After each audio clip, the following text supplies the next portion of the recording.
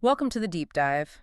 And get ready for a look that brings us one giant step closer to football season. Oh, yeah. Today, we're zeroing in on the Jacksonville Jaguars as they hit a truly significant milestone in their training camp. The very first day they throw on the pads. It's not just another practice, is it? This is a crucial moment. Right. It's the point where players truly engage in full contact work. And it can reveal so much about their readiness, their technique under pressure, and how they handle the inherent physicality of the game. Exactly. It's like before today, it's all been a bit like shadow boxing. Yeah, exactly. Now the punches land. And our mission for this deep dive, pulled from an insightful source by John Shipley over on Yardbarker, is to zero in on three specific Jaguars players who are already generating a lot of buzz and will, undeniably be under the spotlight today. The question isn't just who looks good, but who performs when the pads come on. Okay, let's unpack this. Let's do it. So, for those of us who follow the game, what does throwing the pads on truly signify for an NFL team's training camp? I mean, how does this shift from just shorts and helmets really change how coaches and fans evaluate players? Yeah, that's a fantastic question because it's a much bigger deal than just adding some protective gear. Right. This marks the very first full contact practice under the new head coach, Liam Cohen. Until now, players have been moving at full speed, showing their agility, their route running, catching ability, all the, finesse and athletic And aspects. they look incredible in space. They do. But football, at its core, it's a collision sport. So this is where the raw physicality finally comes into play. Okay. It's when players can actually deliver and absorb contact, shed blocks, break tackles, maintain their balance and technique through impact. That ability is a whole different dimension, one that only pads can truly reveal. It's like the difference between, I don't know, knowing the theory of engineering and actually building a bridge that can withstand a hurricane. Exactly. That's a great analogy. You can draw up the perfect play, but can you execute it when a 300-pound lineman is trying to drive you into the ground? Precisely. And for coaches, it's invaluable. Right. They're looking for how players respond to being hit. Do they flinch? Do they maintain their ground? Do they finish the play through the whistle? Mm-hmm. It's not just about brute strength either. It's about technique, balance, controlled aggression, and crucially, a player's mental fortitude. Ah, the mental side. Oh, yeah. There are countless stories of players who looked like superstars in non-contact drills, but just disappeared when the pads came on. Right. Because they lacked that physical or, mental toughness. Right. And conversely, players who might have looked kind of average suddenly shine because their game relies on that contact. It validates, reevaluates everything seen before. So it's the moment of truth where theory meets practice. Fundamentally, yes. It's when the fluff gets stripped away and you see who's really built for the trenches. Okay, let's kick things off with our first player to watch today, a running back who's already turning heads, Tank Bigsby. Okay. Our source notes that the Jaguars' backfield appears to be wide open during the early stages of training camp, but Bigsby seems to have taken the reins over the last two practices, looking impressive thus far. What makes him so important to watch today, specifically? Well, what's fascinating here, what makes him such a critical watch, is that his game apparently translates even better to full contact practices thanks to his physicality. Ah, okay. So this isn't just about him looking good running around cones, it's about his specific style of play. Bigsby is known as a power back, right?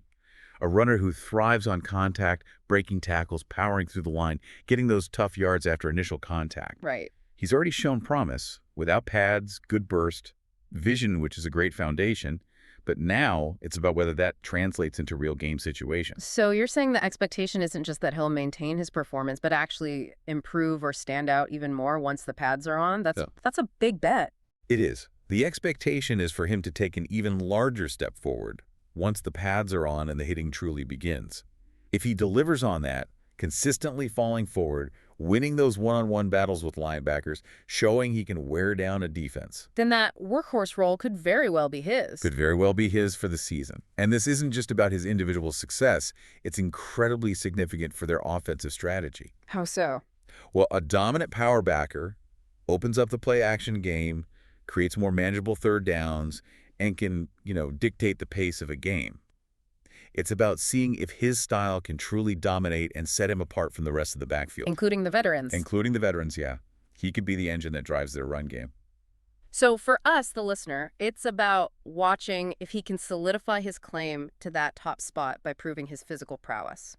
Can he show he's not just fast or agile, but durable and strong enough to be that every down guy? Exactly. It's about converting that potential and that early camp buzz into demonstrated physical dominance.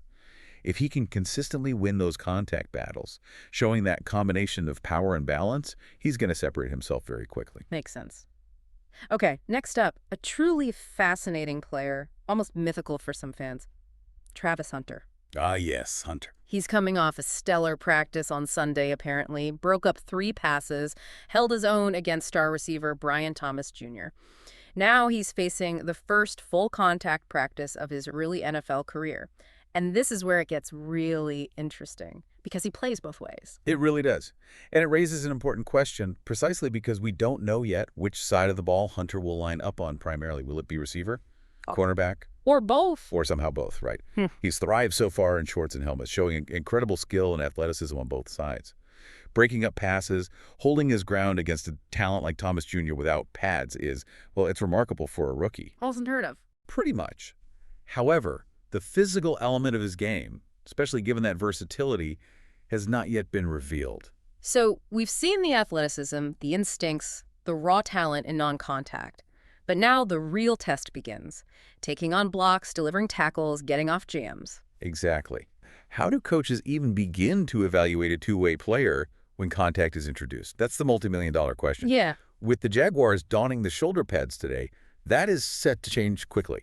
Yeah. There will be plenty of deserved attention on how he handles the contact, regardless of his role. That's the missing piece right now.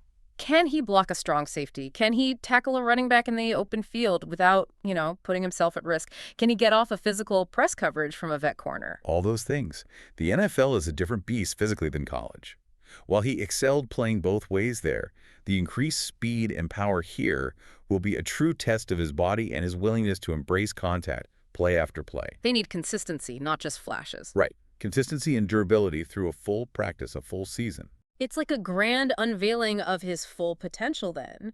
Can his raw talent withstand the physicality? We've seen the finesse. Now we're looking for the power and durability. Huge test. Precisely. His transition is going to hinge on how well his body holds up and how effectively he can engage in contact at this higher level. A two-way player is a phenomenal asset, but only if they can perform both roles effectively and stay healthy. Today gives us that first real glimpse. Absolutely. Okay, finally, let's turn to the defensive side of the ball. Devon Hamilton described as one of the most underrated players on the Jaguars' defense. Underrated is always interesting. It is, because it often means their work directly enables the success of others around them, stuff that doesn't always show up on the stat sheet. Right. And the defensive front is set to rely on veteran nose tackle Devon Hamilton quite a bit this season. This isn't just about one player. He's potentially the anchor of their defensive line. The nose tackle's job, eat up blockers, stop the run up the middle. Create opportunities for linebackers and edge rushers. It's often a thankless job, like you said. And our source mentions that with Mason Smith, another D lineman, sidelined, Hamilton's importance is magnified. How does that work? Immensely. With Smith out, Hamilton's impact should be all the more obvious during Monday's practice. He's the guy who ideally commands double teams, forcing 2 O-linemen to block him. Which frees up guys like Josh Allen or Trevon Walker. Exactly. Gives them one-on-one matchups on the edge. If Hamilton can consistently push the pocket from the inside, it disrupts passing lanes, funnels running backs to linebackers, and the source notes he's looked like his old self in practice so far. Which is great news after his injury issues. Fantastic news. A resurgent year from him, playing at that high level, could lead to sweeping improvements for the Jaguars' entire defensive line. Wow, so his individual return to form could elevate the entire defensive unit. That's huge. It really is. His performance today could have ripple effects across the whole defense. He's kind of the linchpin. The guy that makes the whole strategy work. Absolutely. A dominant nose tackle fundamentally changes what an opposing offense can do. If Hamilton is strong, physical, disruptive today, it signals good things for their run D, their pass rush, everything. Fewer big gains up the middle, more sacks from the edge. Ultimately, a more consistent, maybe even suffocating defense. It makes every player around him better. What an exciting deep dive into the Jaguars' first day of pads then, focusing on Tank Bigsby, Travis Hunter, and Devon Hamilton. It really highlights how crucial these early camp moments are. Yeah, it really does. It's where the stories of the season truly begin. And connecting this to the bigger picture, that first day of pads isn't just a physical test, is it? No, it's more. It's a critical point for determining roles, validating potential, revealing the true dynamics of the team. It's where coaches start really building their depth chart based on what they see in real contact. It's foundational, separating those who look the part from those who are the part. Well said. So, what does this all mean for you, the listener, as you watch the rest of training camp unfold? Not just for the Jags, but for any team. Consider this. Beyond these three players, how might the intensity of full contact practice reshape narratives everywhere? Revealing unexpected strengths, maybe areas needing improvement that just couldn't be seen before the pads went on. It's a moment of truth, truly, for every player, every position battle, and ultimately for the identity of the team itself. Yeah, when the pads come on, the real football begins. And the real questions start getting answered